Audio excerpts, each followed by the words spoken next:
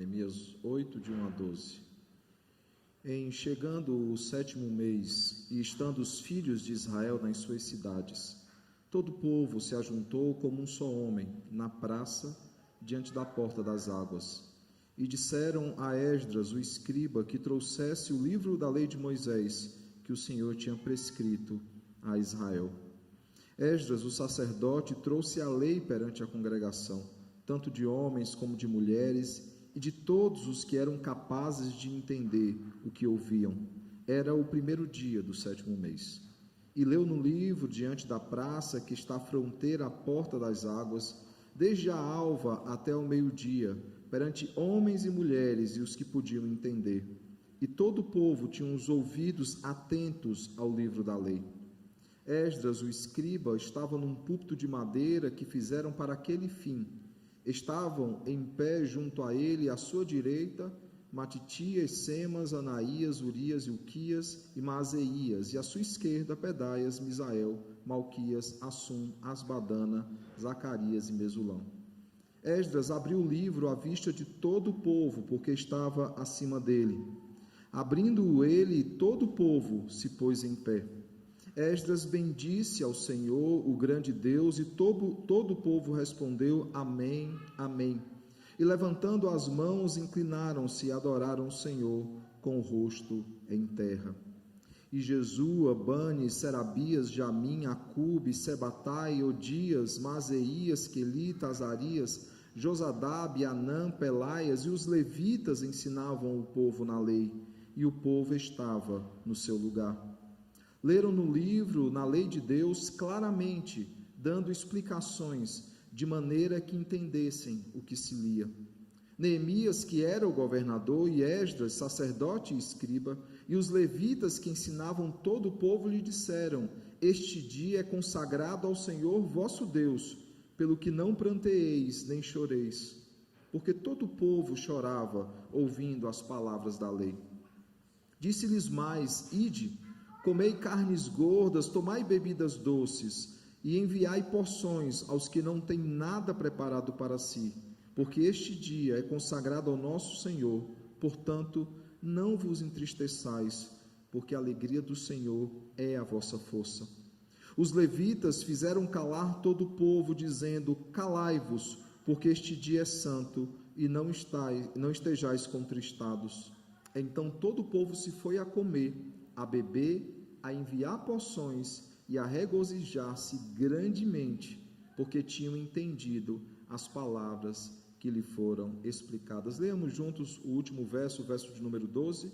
Então todo o povo se foi a comer, a beber, a enviar porções e a regozijar-se grandemente, porque tinham entendido as palavras que lhes foram explicadas.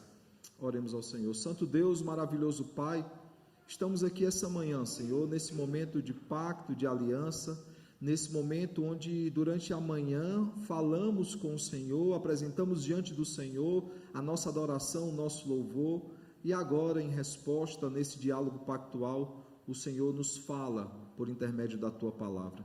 Te pedimos, Pai, que mais uma vez o Senhor trate com os nossos corações, o Senhor transforme o que precisa ser transformado, que a Tua palavra, Senhor, ela nos confronte, que a Tua palavra, Senhor, ela nos desafie, ela nos capacite, Pai, para vivermos conforme a Tua vontade, Senhor. Entregamos, Senhor, diante de Ti as nossas casas, sabendo que o Senhor é Senhor das nossas vidas e Senhor dos nossos lares. E Te pedimos, traz um verdadeiro avivamento às nossas casas, da mesma maneira que também traz a Tua casa, a igreja do Senhor. É no nome de Jesus que nós te oramos e também te agradecemos. Amém. Podeis sentar, irmãos. O tema dessa manhã é buscando o verdadeiro avivamento nos nossos lares. E é importante pensarmos sobre isso porque a igreja ela é estruturada a partir de casas. Uma igreja ela é composta por famílias e famílias por indivíduos. Então, se temos pessoas, indivíduos que oferecem ao Senhor uma adoração individual, necessariamente teremos também famílias que oferecem ao Senhor adoração comunitária e, consequentemente, teremos uma igreja composta por famílias e indivíduos que adorarão o Senhor. Gruden escreve, inclusive, um livro dizendo famílias fortes, igrejas fortes. E essa é uma verdade, irmãos. Nós precisamos orar para que o Senhor traga um verdadeiro avivamento aos nossos lares. E muito se fala sobre avivamento nos nossos dias. Antigamente se falava mais, já tenho 40 anos, né? Sou a 5ª geração de presbiterianos, e nós ouvíamos muito quando éramos mais novos. Não era um bom avivamento que se pregava, né? Era um avivamento muito pragmático, muito fabricado. Era muito comum, pelo menos em Fortaleza, vermos nos postes, né, cartazes. Hoje usa rede social, né? Mas eram cartazes antigamente, cartazes chamando para grandes avivamentos, onde Deus manifestaria o seu poder, faria sinais, prodígios, maravilhas, curas, né? E as pessoas iam para lá, e nós tínhamos muitas conversões que não necessariamente eram de fato conversões, porque muitos não ficavam na igreja. Em Fortaleza nós tivemos em 1998 a chamada Janela Fortaleza. Era um evento da Jocum, que a Jocum realiza no mundo inteiro de 4 em 4 anos, e todo quadriênio, né, um país é escolhido e uma cidade especificamente. E o Brasil foi escolhido em 98, Fortaleza foi escolhida como cidade para esse evento. E aí nossa igreja, a igreja que eu fazia parte na minha adolescência, né, papai pastoreava essa igreja, a Igreja Presbiteriana da Maraponga, fez parte desse movimento, né? E após esse movimento nós recebemos lá uma lista de quase 500 pessoas que fizeram oração pelo Senhor e que desejavam receber uma visita, desejavam ser visitados pela igreja. Irmãos, não foi apenas 1 ou 10, praticamente todos, ao receber a nossa ligação, falavam: não, mas a oração que eu pedi é que orasse pela minha família. Ele perguntou: eu posso orar por você? E a minha resposta foi: claro, quem é que não gosta de uma oração? Mas lá no papel tinha lá, tomou uma decisão, fez a oração pelo Senhor. Então, infelizmente, antigamente se falava mais sobre avivamento. Um avivamento, muitas vezes, não tão real assim. Claro que nós tivemos sim conversões, claro que no período dos grandes avivalistas, tivemos pessoas que foram alcançadas pelo Evangelho, mas muitas outras tomaram uma decisão sem entender perfeitamente aquilo que estavam fazendo. Nós víamos muitos milagres, muitos testemunhos, nós tínhamos data marcada, como se isso fosse um avivamento. Muitas igrejas colocavam no seu planejamento anual, dizendo: esse ano a nossa igreja vai ser avivada. Irmãos, o avivamento é uma consequência de várias coisas que acontecem, e nós veremos isso claramente nesse texto, e não apenas nesse texto. Toda a Escritura, quando reporta para a gente, quando retrata para a gente grandes avivamentos na nação de Israel, nós vemos que esses avivamentos aconteceram apenas por causa do estudo da palavra. Permita-me citar um exemplo para ser mais claro sobre isso. Josias, o rei Josias. Nós temos um grande avivamento nos seus dias. Ele é ainda jovem, ainda adolescente, criança para adolescente, quando ele decide andar nos caminhos do Senhor. E nós vemos então que ele busca reestruturar religiosamente a nação de Israel. Ele manda reconstruir a casa do Senhor, reformar a casa do Senhor, para trazer uma reforma ao povo de Deus, e nessa reforma ele acha o livro da lei. E ao achar então o livro da lei, ele autentica, como profetiza Uda, esse livro da lei. E ao autenticar o livro da lei, ele lê esse livro, o livro é exposto diante da nação, e a nação de fato passa por um verdadeiro avivamento. Nós temos, irmãos, na história do povo de Deus, no Novo Testamento a mesma coisa. Quanto mais a palavra de Deus era pregada de forma mais fiel e expositiva, mais nós tínhamos conversões e avivamento na nação de Israel. Nós temos, por exemplo, no Novo Testamento, quando vemos em Atos 2, em Atos 4, que a pregação do Evangelho trazia avivamento ao povo de Deus. Nós vemos em Atos 15, após o Concílio de Jerusalém, que é escrita uma carta circular, e esse é o motivo da segunda viagem missionária de Paulo. Ele viaja para entregar essa carta às igrejas, e nós vemos que tanto no final de Atos 15, como em Atos 16, verso 5, que a igreja, ao ouvir a palavra do Senhor, o seu número ia sendo acrescentado. Mas não apenas na história bíblica, irmãos, na história da humanidade, todas as vezes que a palavra de Deus era fielmente exposta, todas as vezes que a igreja retornava às Escrituras, ela era avivada, como nós vemos na Reforma Protestante. A grande verdade, irmãos, é que não existe avivamento sem o ensino das Escrituras. Não existe avivamento sem o aprofundamento naquilo que as Escrituras têm a nos ensinar. E é importante nós percebermos isso, irmãos.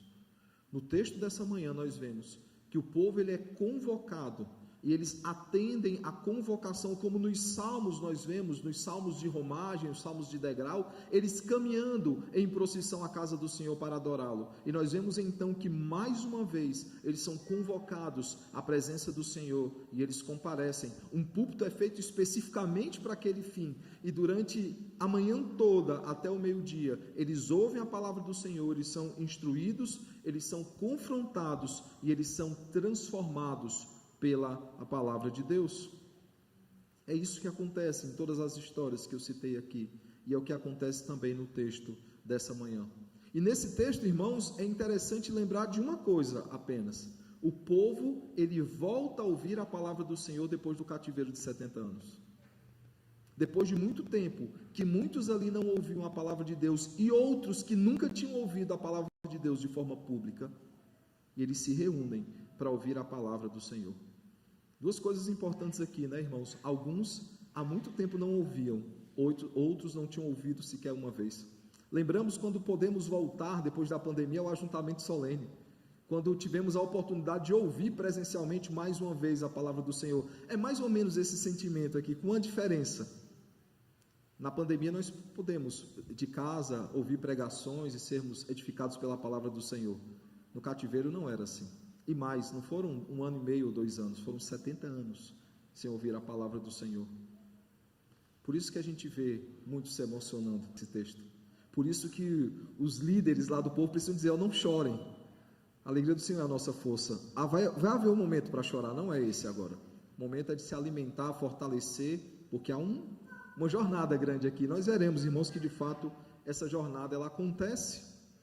Logo depois, se vocês olharem no texto, continuarem com o texto aberto, vocês verão, por exemplo, a partir do verso de número 13, nós veremos o início da festa dos tabernáculos. Há muito tempo eles não faziam isso, e eles puderam mais uma vez se reunir em tabernáculo, adorar o Senhor na festa dos tabernáculos, e nós teremos isso do verso 13 ao verso de número 18. No capítulo 9, irmãos, no verso 1 ao verso 3, nós vemos então que eles têm finalmente um momento de choro, o momento em que eles, confrontados pelos seus pecados, pela exposição da palavra e pela celebração da festa dos tabernáculos, nós vemos no verso 1 que eles se vestem de pano de saco, eles trazem terra sobre si, eles estão em jejum. E nós vemos então, irmãos, que eles oram diante do Senhor. Veja o que é que diz no verso 13: levantando-se no seu lugar a ler um livro da lei do Senhor, seu Deus, uma quarta parte do dia, em outra quarta parte dele fizeram confissão e adoraram o Senhor, seu Deus. Perceba aqui, irmãos, que agora eles estão diante do Senhor, confessando diante do Senhor.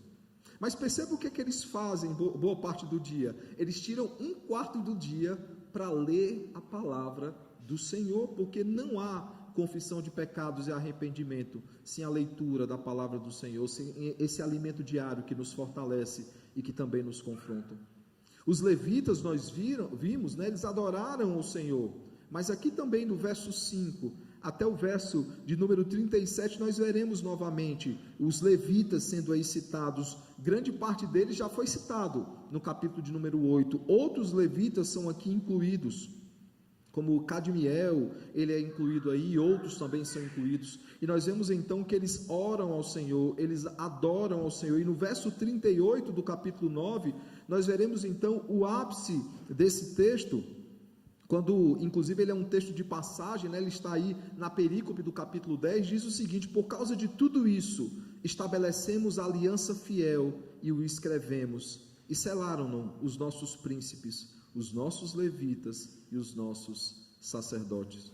Em Neemias 10, do verso 1 ao verso 27, irmãos, nós temos uma lista de nomes daqueles que entraram em aliança com Deus, daqueles que assinaram um pacto, né, de entraram em contrato com o Senhor.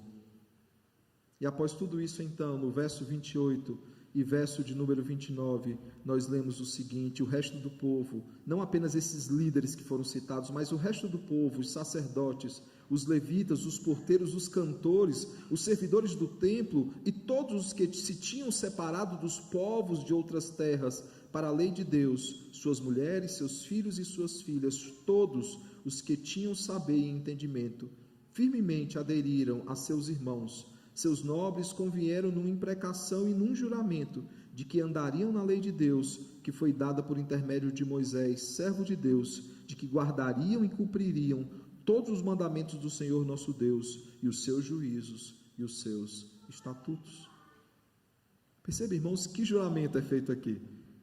Tantas implicações esse juramento faz. Veja, de forma muito resumida, eles juraram pelo menos 3 coisas. A primeira delas era no sentido de modo de vida. Eles andariam, eles guardariam e eles cumpririam a lei, no verso 29. Andando mais ainda, no verso 30, eles prometem outras coisas. Eles não casariam seus filhos com os povos que não temiam a Deus. Eles não juntariam, isso já havia trazido problemas para o povo de Deus. O povo de Deus já havia visto quais eram as consequências disso. Deuteronômio 7 já havia avisado o que aconteceria, Deuteronômio 8 também já havia avisado, mas mesmo assim eles desobedeceram ao Senhor, e nós vemos, por exemplo, o estrago que Jezabel fez no meio do povo de Deus. No verso 31, eles ainda prometem que guardariam o dia do Senhor, o maior sinal da aliança de Deus, aquilo que exprime o mandato espiritual com o Senhor. E outros votos foram feitos por eles, do verso 32 até o verso de número 39. Que avivamento, irmãos! E tudo começou com a pregação da palavra de Deus, no texto que nós lemos essa manhã. Talvez alguns se perguntem, mas é aí que começa o avivamento no meio do povo de Deus? Não, irmãos, não é aí. Abramos rapidamente em Esdras, capítulo 7, o livro anterior, Esdras, capítulo 7.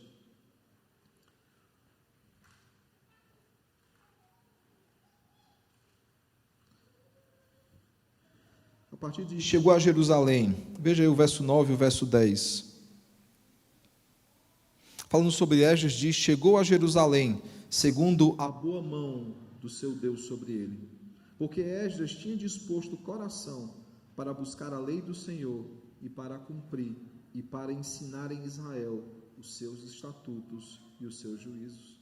Percebe, irmãos, que o avivamento do povo de Deus começa muito antes, começa na preparação para esse evento que nós temos diante de nós, quando Esdras e a boa mão do Senhor está com ele, porque ele decide firmemente em seu coração que aprenderia a palavra do Senhor, que viveria a palavra do Senhor e, mais do que isso, ensinaria essa palavra. E nós vemos, irmãos, que essa promessa que ele faz diante do Senhor, de fato prospera, caminha. Por quê? Porque ele não apenas aprendeu a ponto de ensinar, ele de fato vive e ensina, tanto que os levitas sabem perfeitamente a palavra de Deus, e são eles que tratam com os grupos menores ali daquela grande multidão. Quando Esdras ensina do púlpito, e eles ficam com grupos menores ensinando aquilo que estava sendo exposto da palavra do Senhor.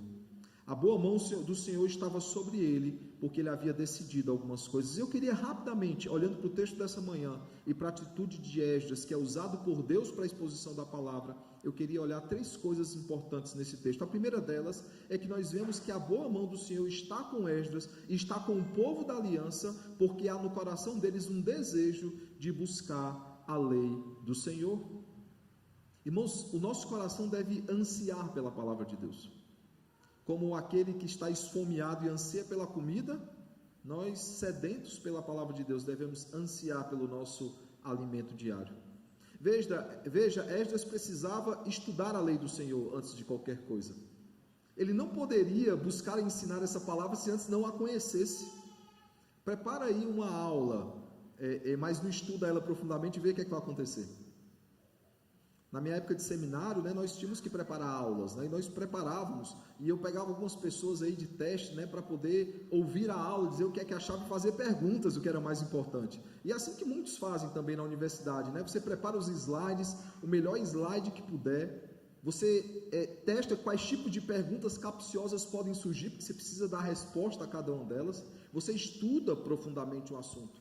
Se eu chegar aqui no domingo de manhã ou domingo à noite, eu não tiver estudado corretamente o texto, me aprofundado no texto, vocês vão perceber isso. Vai dizer: eita, hoje, essa semana o pastor não estudou o que deveria.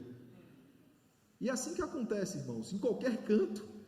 Essa é a verdade. Para ensinar algo, nós precisamos aprender aquilo, e Esdras, ele busca aprender a lei do Senhor. Antes mesmo de pensar em viver a palavra de Deus, ele tinha que estudar a palavra do Senhor. ou até mesmo pensar em ensiná-lo, e mesmo que ele não tivesse que ensinar a palavra de Deus, diante de tão grande multidão, ele precisava ensinar a palavra de Deus para a sua casa, para os seus. Por isso ele precisava estudá-la com afinco, ele precisava estudá-la de forma profunda, para que ele pudesse dar a razão da esperança que há em nós, como nós aprendemos no Novo Testamento. E é exatamente isso que ele faz. É por isso que a boa mão do Senhor está com ele, porque ele decide no seu coração estudar a palavra do Senhor. A reforma de Josias, irmãos, que eu já citei lá no segundo livro de Reis, nos capítulos 22 e 23, nós temos ali registrado também em Crônicas, mas especialmente nesse texto, nós vemos então, irmãos, que a reforma ela só foi completa quando Josias ele encontra o livro da lei, a palavra do Senhor, como vemos lá no segundo livro de Reis, capítulo 23, verso de número 3. E é interessante perceber, irmãos, que a história, quando fala a respeito dele, no capítulo 23, verso 25, do mesmo livro que eu já citei, de 2 Reis, se refere a ele como o maior rei de Israel. É interessante isso, né? Porque no nosso imaginário, o maior rei de Israel é Davi. Claro, é dele que vem o Senhor. Como assim também de Josias, né? Que faz parte aí da descendência real. Mas é interessante porque o segundo livro de Reis registra isso sobre Josias. Ele foi o maior rei de Israel, porque ele cumpriu tudo aquilo que Deus esperava dele como rei. E uma dessas coisas era voltar à nação de Israel, à adoração pública. Não apenas isso, irmãos, Josias ele celebrou uma Páscoa que não se via desde os dias de Samuel, como nós vemos lá em 2 Reis, capítulo 23 ainda, do verso 21 ao 23, e o texto correlato, né, 2 Crônicas, capítulo 35, verso 18 e 19, também fala sobre isso. Tudo isso por causa da palavra de Deus. Sem ela, ele não poderia ser um rei segundo o coração de Deus. Sem ela, ele não poderia celebrar a Páscoa, como aconteceu, porque ao ler a palavra do Senhor, ele viu que era necessário que o povo se reunisse para celebrar a passagem, né, a Páscoa, a passagem do anjo da morte, quando não tocou no povo de Israel, quando Deus preservou o seu povo na 10ª praga.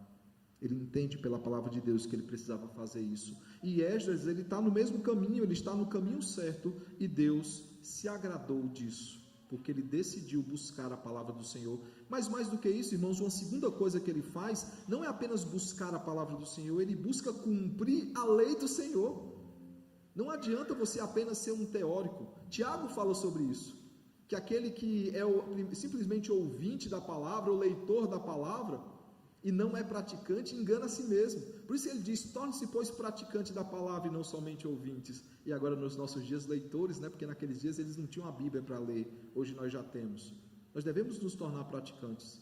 Ou como Jesus ensinando sobre os fundamentos, né? Diz que aquele que ouve a palavra de Deus e a coloca em prática é semelhante a uma casa construída na rocha, que ela não é abalada de forma alguma. Agora, aquele que ouve a palavra de Deus e não a coloca em prática é semelhante a uma casa construída na areia, onde a tempestade vem e derruba. Se você parar para pensar, irmãos, esteticamente uma casa na areia é muito mais bonita. Mas o que o Senhor está dizendo é que o exterior não é compatível com o interior. Os fundamentos não estão bem alicerçados. A casa não está muito firme. A tempestade virá e derrubará aquela casa. Esdras decide, irmãos, cumprir a lei do Senhor. E volta a dizer, como é que ele poderia ensinar, que é o próximo passo, sem viver essa palavra? Como é que eu posso chegar aqui, irmãos, e ensinar algo que eu não vivo? Algo que não é prático nas nossas vidas? Rapidamente, se Esdras fizesse assim, ele seria chamado de hipócrita. Ninguém se submeteria ao seu ensino, nem mesmo os levitas, ou como o texto que nós lemos, quando ele subisse no púlpito, feito especificamente para aquela mensagem, o povo não ficaria em silêncio. Começaria-se a ouvir uma algazarra que aumentaria, um burburo, e ele aumentando, a ponto de não haver solenidade alguma naquele momento. Mas o texto nos diz que Esdras, ele sobe à tribuna, ele sobe ao púlpito, e o povo faz silêncio, e ouve a palavra do Senhor, e ouve tudo aquilo que ele tem a dizer. E os levitas, que viram a vida prática dele, foram por eles ensinados, também começam a ensinar o povo de Deus. Tudo isso porque em seu coração ele decidiu não apenas buscar a palavra de Deus, mas cumprir a palavra de Deus. É interessante sobre Josias, né? Eu já falei sobre isso. Ele é um rei segundo o coração de Deus. Veja o que diz 2 Reis, 23 e 25, para ficar muito claro que essa é uma marca, aqueles que cumprem a palavra do Senhor, é uma marca de verdadeira piedade. Diz assim: antes dele não houve rei que lhe fosse semelhante, que se convertesse ao Senhor de todo o seu coração, e de toda a sua alma, e de todas as suas forças, segundo a lei de Moisés, e depois dele nunca se levantou outro igual. Perceba, irmãos, que antes dele não houve ninguém como ele, e depois dele tão pouco. Tanto que para nós, o Isaías 9, que trata, né, que um menino nos foi dado e o governo está sobre seus ombros, nós entendemos claramente que aquele texto fala sobre Jesus, mas para os judeus ele fala sobre Josias. Tamanha a importância que Josias tem para a história de Israel.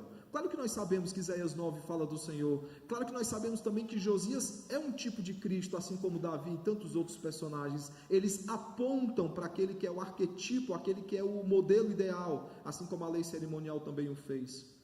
Mas Josias tem a sua importância na história do povo de Deus, porque ele não apenas se converteu ao Senhor, foi convertido pelo Senhor, mas ele foi usado para que a nação de Israel passasse também por avivamento. O estudo, irmãos, da palavra do Senhor nos faz querer cumpri-la e nos faz viver piedosamente. Quanto mais nós nos alimentamos da palavra de Deus, mais nós queremos vivê-la, mais nós queremos cumpri-la, mais nós queremos isso para as nossas vidas.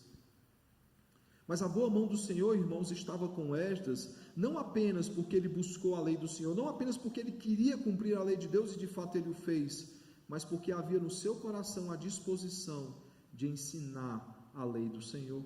Esse é o último aspecto desse texto e o mais importante, porque traz o avivamento para a nação de Israel: o ensino. Não adiantava apenas ele aprender, não adiantava apenas ele viver, ele tinha que ensinar a palavra do Senhor. E o que dá a entender nos registros históricos, irmãos, é que essa cena de Esdras se dispondo a aprender, viver e ensinar se dá meses antes da tarefa que lhe é atribuída de trazer a exposição da palavra de Deus, de trazer a exposição da palavra de Deus diante de toda a nação de Israel depois de 70 anos. E ele então se prepara, ele então vive essa palavra, e ele finalmente a ensina. E ele é um bom professor, irmãos, um bom professor, porque o texto nos diz, no verso 8 e verso 9 de Neemias, ele diz o seguinte, verso 7 e verso 8 do capítulo 8 de Neemias, ele diz o seguinte: e Jesua, Bani, Serabias, Jamim, Acube, Sebatai, Odias, Maaseias, Quelita, Azazias, Josadabe, Anã, Pelaias, os levitas ensinavam o povo na lei, e o povo estava no seu lugar. Leram no livro, na lei de Deus, claramente dando explicações, de maneira que entendessem o que se lia. Eles estavam, irmãos, sendo ensinados, todos entenderam a palavra de Deus, porque foram ensinados pelos levitas, que uma vez foram ensinados por Esdras, como nós vemos no verso 12, então todo o povo se foi a comer, a beber, a enviar porções e a regozijar-se grandemente, porque tinham entendido as palavras que lhe foram explicadas. O grande avivamento, irmãos, de Neemias capítulo 9, que conclui-se no capítulo 10 com o selo da aliança, com um contrato sendo assinado, só acontece, irmãos, porque há disposição no coração de Esdras de buscar a palavra de Deus, de vivê-la e de ensiná-la. Não pode ser diferente, irmãos. E o mesmo pode acontecer nas nossas casas também, se a palavra de Deus, a palavra do Senhor for diariamente, for fielmente ensinada. Mas para isso precisa haver disposição em nossos corações, para aprender essa palavra, para viver essa palavra, para poder finalmente ensinar essa palavra. Muitos não evangelizam, irmãos, não porque são apenas envergonhados, como coloca. A gente não tem vergonha de conversar com amigos, a gente não tem vergonha de falar sobre os últimos acontecimentos, nós não temos vergonha de fazer isso. Eu conheço gente que é tímida que não consegue nem isso com o tempo, mas se ela pega intimidade com alguém, ela começa a conversar com aquela pessoa. É assim ou não é assim, irmãos? Mas sabe qual é a grande verdade de nós não evangelizarmos? Não é a falta de intimidade com aqueles que estão ao nosso redor, é a falta de intimidade com a palavra. Nós nos preocupamos, irmãos, com as perguntas que nos serão feitas, e aí nós terceirizamos tudo. Nós terceirizamos a educação cristã dos nossos filhos, porque achamos que é o pastor ou os professores da escola dominical que devem ensinar os nossos filhos, e não é verdade. Eles ajudam, eles complementam, é importante o departamento infantil, mas a missão inicial é nossa como pais. Nós terceirizamos a evangelização, nós achamos que é o pastor que tem que pregar, é o pastor que tem que chegar e confrontar os pecados, é o pastor que tem que chegar à era dos apelos, né? Fazer o apelo para que a pessoa venha à frente, e alguns apelam de verdade. Mas nós nos esquecemos que a melhor evangelização, irmãos, é aquela feita por nós. Quando nós convidamos pessoas para vir à casa do Senhor, quando nos sentamos próximas a ela, e após o culto nós perguntamos: e aí, você entendeu o que foi pregado? Como nós vemos lá em Atos, como Filipe pergunta lá, né, ao eunuco etíope, né? E aí, você entende o que você lê? E o eunuco fala: como é que eu posso entender se não há quem me explique? E aí ele vai explicar a palavra de Deus. E é isso que vai acontecer, irmão, se você trouxer alguém para a igreja, e após o culto você perguntar: você entendeu o que foi pregado? A pessoa vai falar assim: como é que eu posso entender se não há quem me explique? E aí você precisa explicar. E aí você precisa convidar de novo: vamos de novo para a igreja. A melhor evangelização que existe é essa, irmãos. Faz isso durante um ano. E não pense em 10 pessoas, não. Pense em uma pessoa. Uma pessoa, esse ano eu vou falar do evangelho para essa pessoa, pelo menos para ela. Nós veremos os frutos daqui a um ano aqui na igreja. Pessoas sendo alcançadas pela pregação do evangelho, um evangelho que nós aprendemos e que nós vivemos, irmãos. E é exatamente isso que acontece com a nação de Israel, e é exatamente assim que somos chamados a viver. Eu concluo então, irmãos, fazendo uma pergunta e trazendo algumas reflexões. Quais são as aplicações desse texto, então? O que é que ele nos ensina?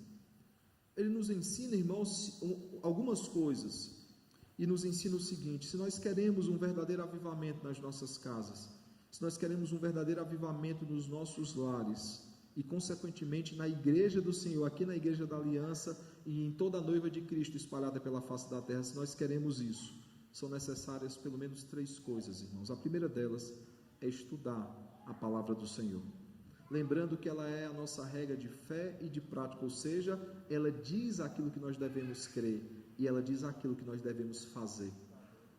E precisamos fazer isso, irmãos, não apenas de forma comunitária, mas de forma individual e de forma familiar. Infelizmente, muitos crentes nos nossos dias só leem a palavra do Senhor e a ouvem no ajuntamento solene. Durante toda a semana esquece que tem uma Bíblia. Durante toda a semana esquece que precisa estudar essa palavra de forma individual e domiciliar, entendendo que o ajuntamento solene é uma consequência disso. Nós nos preparamos, irmãos, para a adoração pública, não é no sábado à noite, é na nossa vida cristã, a semana toda a gente está se preparando para isso. Nós concluímos a semana fazendo isso, nós iniciamos a semana fazendo isso de forma pública, não apenas individual ou familiar, porque ela é a nossa regra de fé e prática, é o manual do construtor, é aquilo que nós devemos saber, né? Os homens sabem muito bem disso quando compramos algo, e as mulheres também, mas principalmente os homens, a gente lê o manual.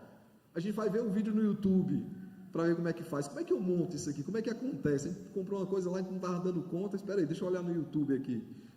É o que a gente faz, irmãos, e a palavra de Deus é a mesma coisa, e ainda mais importante, é o nosso manual de sobrevivência.